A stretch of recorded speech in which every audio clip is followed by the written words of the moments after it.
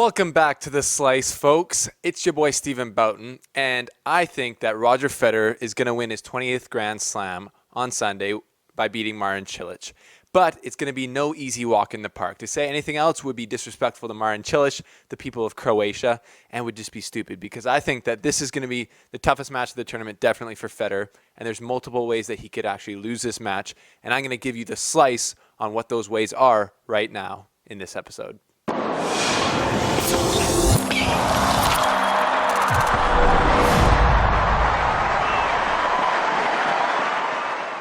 Thanks for tuning in again, folks. I love all of you guys, and this episode is going to be sweet because it's the last one I'm going to make before the finals of the Australian Open, and what we have to look forward to in this is another section of fantastic comments at the end.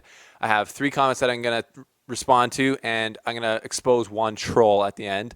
His first name is Keith. I'm also going to break down Federer versus Chung that happened last night. I'm going to preview Cilic versus Federer in the final of the men's draw, and I'm going to preview the final of the women's draw, Wozniacki versus Halep. So there's lots to get into this episode, so let's do it. This episode is brought to you by our good friends at Cross Court Threads, hooking me up with this dope gear to wear in our videos. They've got lots of cool stuff on their website, like this 40 Love hat, the served warm-up shirt, and this triangle tee that they've hooked me up with. So go to their website in the link below, and you can use the coupon code to get 10% off all of their dope gear. So Federer should be arrested for murder for what he did to Hyung Chung last night. I mean, it was bad. And it started off bad because Chung looked so nervous when he got out there. And there was something happening to his foot with the blisters that nobody really knew about beforehand. But he wasn't moving as well, and that's kind of his biggest weapon, is his defense and movement. But he looked super tight because obviously he's playing the legend, the GOAT, Roger Federer, in the semifinals of an Australian Open. Obviously he's nervous, but it just started right from the get-go. Federer annihilated his serve, made him move, attacked, and there's literally zero things working for Hyung Chung last night. So I'm sorry to the people of South Korea who were, really rooting for Hyung Chung, and how in yesterday's video I said he had literally no chance of winning. I think I was right. He definitely was hindered by his injuries, but I don't think he would have made it past 3 sets, regardless if he was injured or not. But Hyung Chung definitely has a super bright future. He's one of the top talents of the future of the next generation of tennis players in the ATP World Tour. So all of the Hyung Chung fans out there, including myself, have a lot to look forward to. Now, Federer versus Cilic. It's the final of the men's draw of the Australian Open, and it is going to be a doozy. I already said that I think Federer is going to win. That's my prediction. And I have a little wager with Matt Bradshaw from Coffee Break Tennis. I'm predicting that Federer is going to win in 4 sets. Matt Bradshaw predicted in 3. And so if it goes more than 3 sets and he wins in 4, I win, and he has to send me one of his shirts. And if it ends in 3 and Federer wins in 3, sweeps him, which I don't really think is going to happen, I'll send one of my nice Slice t-shirts, which you can buy on our website, to Matt so he can rock it and look cool on court. And if it goes 5, I guess we just tie. But Federer versus Cilic is a battle of the aggressors. Both players are going to have to play ultra aggressive to win, because if one player plays more aggressive than the other player has to defend more, and that's not a strength for either of these players. I mean, Federer is a better counterpuncher than Cilic. He's actually a really good counterpuncher. But if he doesn't attack, Cilic can just tee off a shot after shot after shot.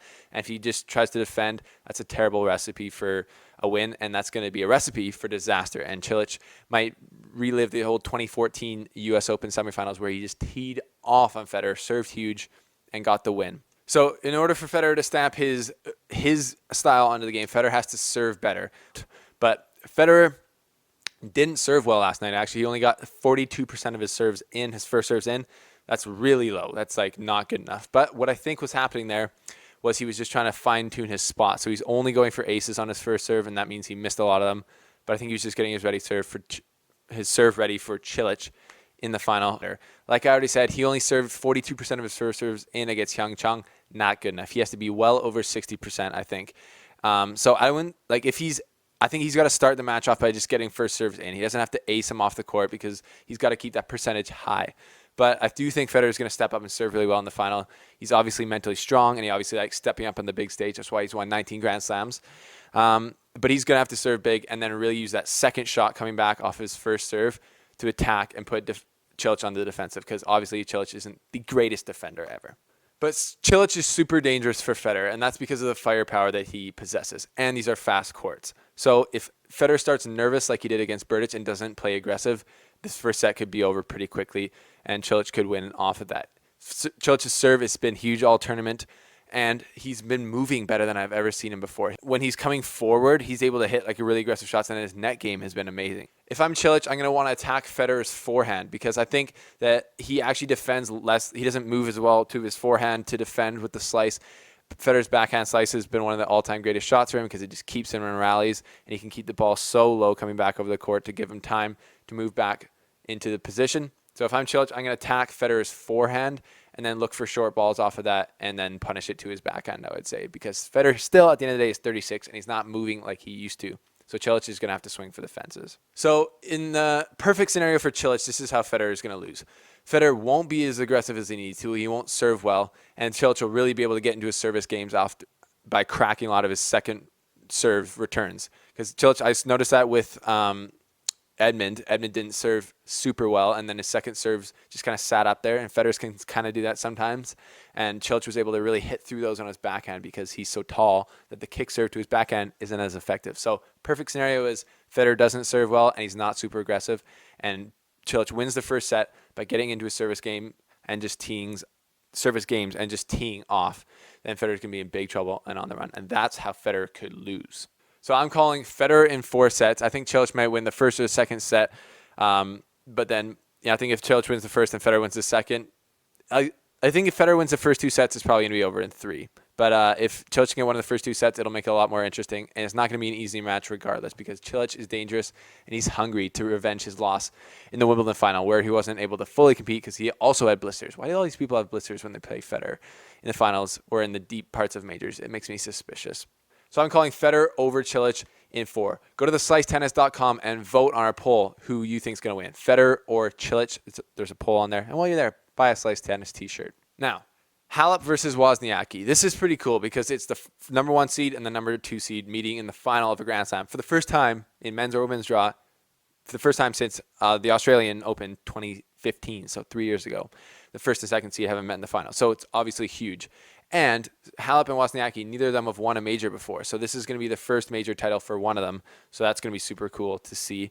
Both of them have had really gutsy paths to the final. They've had to save match points multiple times, both of them. They've both had grueling matches on the way here. So they've really proven that in this tournament, they've been the most mentally strong and the most clutch players on the women's side.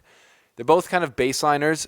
They don't have like Wozniacki has more firepower, I'd say, than Halep, but they're both baseliners. So I think in this match, it's going to be long. I'm assuming. I don't think anyone's going to get killed. I hope not, because sometimes you see that in the finals of a women's tournament. It'll just be 0-2 randomly. But I think this is going to be a good match because they've both shown this tournament that they're playing with guts and they're playing clutch. And this match is going to come down to both of those things. Who's going to be more clutch in the big moments and who's going to not let their nerves show at the biggest stage in their careers right now, where one of them is going to step up and become part of the Grand Slam family of Grand Slam winners. So I'm excited to watch it. And my prediction for that is I'm going to go with Halep because she is the world number 1 and she's been playing really good this tournament. And she seems really dialed in. But I think it's really up in the air and I actually have no clue who's going to win this one. And now for our new segment, Fantastic Comments. MDM said, "Hey, Fedo fanboy, you can cook whatever shit you want to give Fedo a victory, but which players he bit to go to the semis, I think you mean beat, to go to the semis? If not Chung, then Cilic will rip Fedo's ass." Well, I think you should expand your vocabulary a little bit and maybe learn how to type. I don't know if there's something wrong with your hands. But, Chung didn't even come close to him, and I don't think that Cilic's going to rip any part of Federer's ass. So, yeah, I don't know. I think this comment's kind of ridiculous, but I thought it was funny, and I think it's good to just see how dumb some of these comments are. But I love most of your comments, and even if they're dumb, I still like them. Now, Paul Edwards said, "Hey, Steven, can I ask your thoughts on where you see the men's game in the next 10 years? I feel like when the Big Four plus Stan all retire and the golden era is done, there will be this lag in the men's game and someone or several taking superiority of the game. Don't get me wrong, there is much talent upcoming from the younger generation, but I don't see anyone being the same level as what we have now. And we just going to have to accept that tennis won't be as entertaining when the big guns are all hang up their rackets. Just thinking as a fan who loves watching the game, and I don't want to see unentertaining matches." Well, Paul, I know what you mean. because these guys are Federer, Nadal, Djokovic, they've been dominating the game for so long and they go away, it's going to be the unknown. I don't, however, think that there's going to be unentertaining matches in the final in the future because there's so much talent coming up. Kyrgios, Dimitrov, Chung, Zverev, like all these guys, like these guys that Shapovalov, Medvedev, Rublev from Russia. Like there's so many guys that are going to be so good in the future, but I do know what you mean. I don't think anyone's going to dominate the game like the big four have. I think that I like to call it the big 3.5. Federer, Nadal, Djokovic have been three of the most dominant tennis players of all time, and they've coexisted, and they had a stranglehold on the game. And it's one of the most remarkable things in the history of sport in general, how dominant, how consistent these players have been. So I agree. We are not going to see the consistency of these top guys, I don't think, ever again. It's been unmatched because Federer's been the most consistent champion of all time. Nadal's probably his second most, and then Djokovic is right up there as well. So we're never going to see that all again, but the future of tennis is in good hands because there's so many young, talented players like Chung, Edwards, Edmund, all the guys that I just mentioned. So no need to worry, but it is going to be sad when these guys retire because we've been like spoiled. We're like spoiled, rotten little kids now. We're like spoiled little rich kids who are just going to be going into the future of tennis being like, remember when Federer used to win all the time? Remember when Federer used to play like that? Why does no one do that anymore? But don't worry, it's still going to be good. And lastly, Tugboat said, you are murmuring too much. Practice more clear pronunciation if you want to be good reporter. Be a good reporter. Well, yeah, I'm just trying to do my best with reporting. And you think about the times within the matches when they're the best. I always am there saying cool things for you to know about. So you better not talk me like that anymore, bro. I'll come after you. And finally, we got a troll smash. And this guy's name is Keith Nichols. He said on one of the comments, he commented like 1 million times. There's been 430 something comments on my last video, by the way, so it's hard to find all of them. But I think Keith Nichols contributed about 20% of them. And they're all just anti-Fed hardcore, which is cool, whatever. And then Keith Nichols said, he is wrong. He always says Federer will win because he's a Federer fan, but Chung will destroy him. Just you watch. Well, Keith Nichols, look who doesn't know what they're talking about because Chung got destroyed. So, you know what? It's cool to put your opinion forward. I love everyone's differing opinions, but you were being a big troll in the comment section, commenting your opinion on everyone's comments, and you just got exposed this time. So there's the old troll expose, and Keith Nichols, you were the victim this time. But there's my predictions, people. What do you think? Leave your comments in the description below. Tell me what you think is going to happen in the final. Am I out of my mind? Do you think Cilic is going to step up and blow Federer off the court? Do you think Federer is going to win easily? Who do you think is more right? Matt Bradshaw from Coffee Break Tennis or me from The Slice? Anyways, this has been your boy Stephen Boughton breaking down the finals. Federer's going to beat Cilic in 4. I think Halep's going to beat Wozniacki, but I'm not sure. Yeah, thanks for watching and stay tuned for more. Go check out Cross Court Threads and go check out theslicetennis.com for the coolest tennis content out there. Thanks for watching, folks. Please subscribe and leave a like on this video. It really helps us out. And yeah, like I said, go to theslicetennis.com for all things tennis. And if you want to be an Instagram kind of reportive journalist, if you're going to tournaments in the future, hit us up on Instagram and follow us at The Slice Tennis.